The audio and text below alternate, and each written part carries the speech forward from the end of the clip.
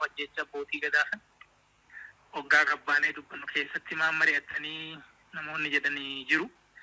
Dhugaadha qabsoo gaafa gootu walii wajjin gaafa gurmooftu karaa keessoo teechee cufattee mari'attee rakkoo kee hiikkachuun hin barbaachisa. Garuu murni amma jennu kun mariin akka godhamu walii wajjin dubbiin akka godhamu hin barbaadu jechuudha inni cufaadha.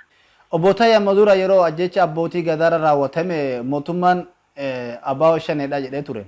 Isin gaafasuma waan kana mootummaatu harka keessa qabanii jettanii turtan. Dubbiin sun akkasuma dhugaa tahe.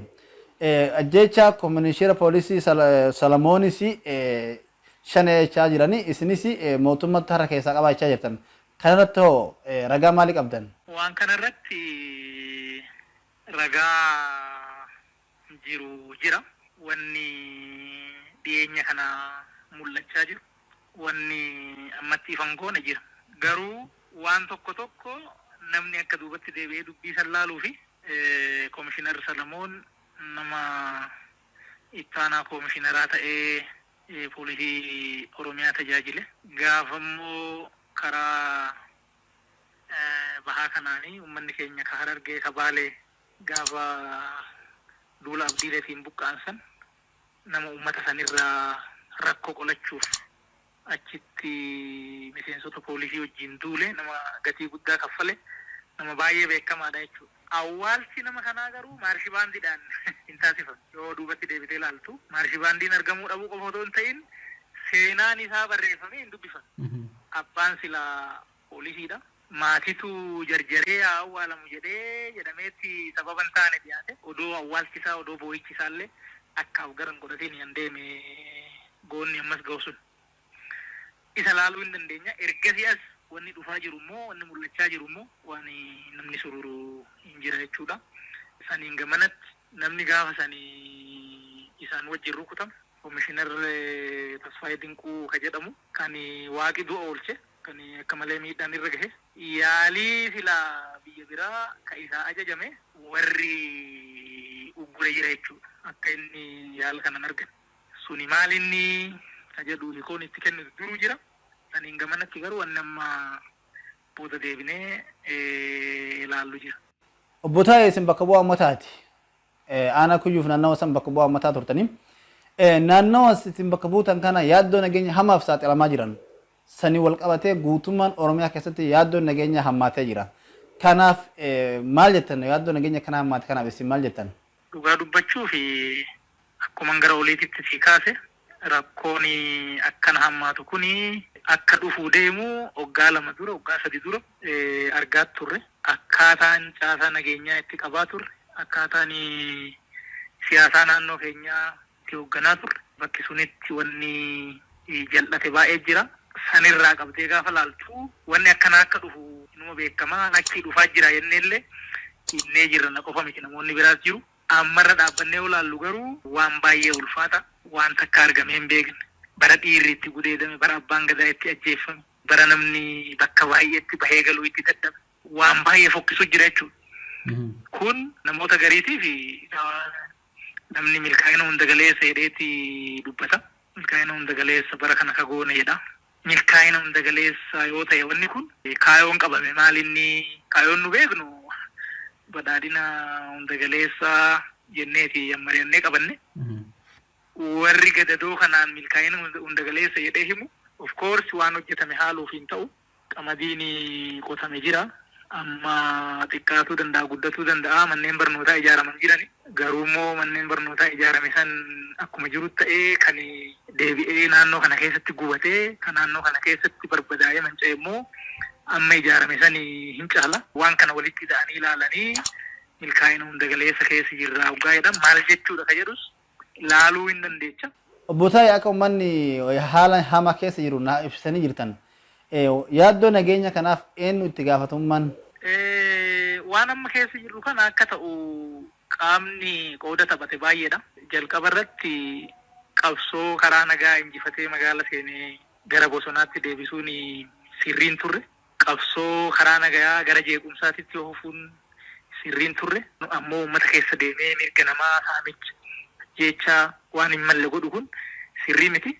Sanii olitti garuu mootummaan ofiifis mirga namaa tuquun qabu nama mirga namaa cabsus namarraa dhoowwuutu irra ture akka mootummaa naannootitti itti gaafatamummaan akka immoo namni garas hin deemnillee namni gochuu danda'u siyaasaa kana akka gaariitti qabee bakka mariin barbaachisuttis mariin godhamee akka silaa dubbiin intarastii uummataa fedhii uummataa kana gara mallee hin geessine namni uummata harkaa qabu namni biyya harkaa qabu namni riisoorsii harkaa qabu wanni mootummaa irra jiru kun waan kana tolchuutu irra ture so itti gaafatamummaa olaanaan mootummaati.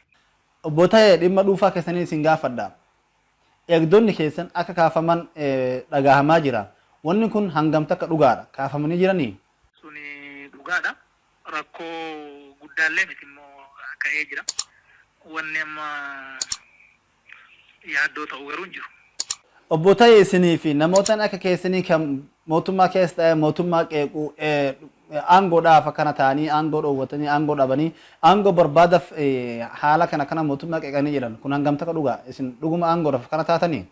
Ibin warra biraatiif qabsoo godhuu nama biraatiif duuba jira nama biraatiif ergataa malee akkam duratti siin jedhe lafti badhaadhina wata akka rakkoo hin jiru badhaadhinni sunuu dagaleessa jedhee taasaan gartuuti waan silaa biyyi guutuun waan silaa addunyaan argu waan akkanaati.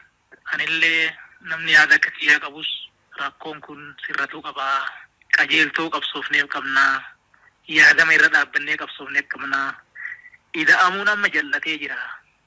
Badhaadhina hunda galeessa inni kun badhaadhina maatii muraasaa ta'aa jira. Uummata kaaniif immoo gadadoo dhalaa jira. Uummata keenya kana ulfina inni kaleessa qabu xiqqeessaa jira. Kabaja inni qabu tokkummaa isaa laaffisaa jira. Humna isaa dadhabsiisaa jira.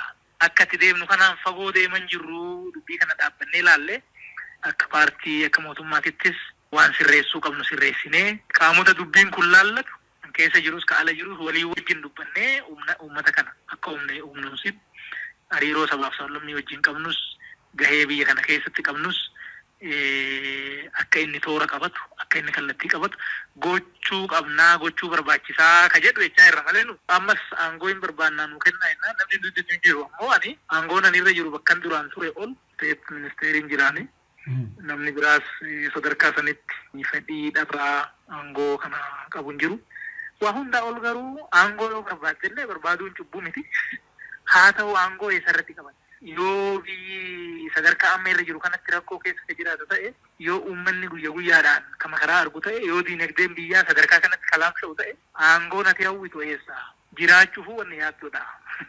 So kana arguu dhabanii dubbii akkasumaan asiifachi qaqqabuun waan hin fakkaanne fakkeessuun waan ta'uu miti jechuudha. Kan biraa Obbo Taayee barreeffama keessan keessa akka ibsinitti shanen gosa lama jira jettan shanen gosi tamiif tami isaan eenyu fa'i adda nuuf baasuu dandeettanii? Yaa kaan akkuma duratti jedhe kan bosona jiru jira. Kan yeroo mellatti uummata keenya gara bosonaa akka deemu godhe. Kaan immoo kan mootummaa keessa mandeffate jira. Yakki gamanaayis gamasiis hin raawwatama. Wanni waliigalatti warri nuyi shira beeknaa wayyaan irraa barannee warri jedhus jira. Warri kunis waan tolchan kaawwaquma beeka. Naanna'ee garuu ka keessoo keenya jiru jira kan ala jiru jira kun akkanumatti. Tole Obbo Taayee gaaffii kiyya xumuree jira waan dabalataa nu qabaattan. Waan dabalu xiqqoo qaba. Murni nu ogeeyyii shiraa ta'edhu kun ajandaa gandummaa hoofuu jira quba qabna. Ajandaa amantiillee hin oofa. Warra abbaa baluu jedhaa kun hin ta'u. Warra waan dheengaddayyuu saniin durayyuu nu kuffise. Erga kufneellee akkan kaane kan itti seesa kanarraa of eeguun hin barbaachisa. Tokkummaan humna akka ta'e namoonni beekan hin himu utaanuma dhaamuuf. Tole hordoftoota keenya gaaffii deebiin Obbo Taayee waliin goone kana fakkaata. Obbo Taayeen haala kana kan ibsanii fi haa galatoomanii isin ammoo waan yaaddoo keessanii waan xiinxallee keessanii koomentiiraan nu kaa'aa. Obbo Taayeen dhuguma uummataaf quuqameetiin har'a as deebi'e immoo aangoo dhabee fi as deebi'etti ammoo maal jettan uummanni dhiifama godhaa fi san isiniif dhiisa. Galatooma.